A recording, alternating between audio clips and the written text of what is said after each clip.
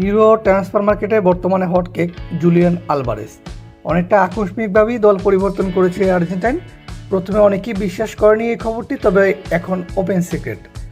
বর্তমানে বিশ্বের অন্যতম সেরা ক্লাব ম্যানচেস্টার সিটি থেকে স্প্যানিশ জায়ান্ট অ্যাথলেটিকো মাদ্রিদে যোগদান করবে আর্জেন্টাইন।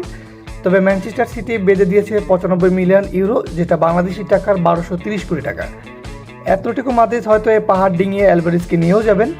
তবে প্রশ্নটা হলো, আলভারেজ কেন ম্যান সিটির মতো একটা ক্লাবকে ছেড়ে অ্যাথলেটিকো মাদ্রিদে যেতে চাইছেন, যেখানে ম্যান সিটি প্রতি বছর শিরোপা ফোরা পায়, অ্যাথলেটিকো মাদ্রিদ সেখানে কালেবাদ্রে। এর সঠিক কারণ, আলভারেজ তার 24 বছর ক্যারিয়ার সব কিছুই পেয়েছেন, সেটা ওয়ার্ল্ড কাপ থেকে শুরু করে চ্যাম্পিয়ন লিগ পর্যন্ত।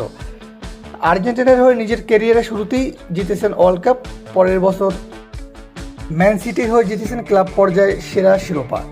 তবে টিম হিসেবে যতটা সাকসেস, ব্যক্তি হিসেবে অনেকটাই পিছিয়ে, কারণ দল বা ক্লাব প্রতিটি জায়গায় রোটেশন হিসাবে খেলতে হয়েছে, কোনো জায়গায় প্রথম চয়েস ছিল না। তাই শিরোপার নেশা ছেড়ে ব্যক্তি হিসেবে নিজের ক্যারিয়ার সমৃদ্ধি করার লক্ষ্যে পাড়ি জমিয়েছেন এই আর্জেন্টাইন, যেন শুরু থেকে খেলতে পারেন প্রথম চয়েস হিসাবে।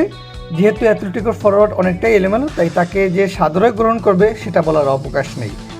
আলভারেজ নিজের ক্যারিয়ার শুরু করেছেন 2014 সালে অ্যাথলেটিকো ক্যালসিন হয়ে, তারপরে 2018 থেকে 22 সাল খেলেছেন রিভার প্লেটের হয়ে। ম্যাচ খেলেছেন 57টি, গোল করেছেন 23টি। তারপরেই পাড়ি জমান স্বপ্নের ক্লাব ম্যান সিটিতে। তবে যতটা স্বপ্ন নিয়ে গেছেন ততটা বাস্তবিক হয়নি। খেলেছেন 67টি ম্যাচ, গোল করেছেন মোটে 20টি, ছিলেন নিজের ছায়া হয়ে। তবে এখন খেলবেন ম্যাচের শুরু থেকেই শেষ পর্যন্ত, অনেকটাই সুযোগ পাবেন নিজেকে মেলে ধরার জন্য। ফুটবলে এরকম সর্বশেষ আপডেটটি পেতে আমাদের চ্যানেলটি সাবস্ক্রাইব করে বেল আইকনটি বাজিয়ে দেবেন।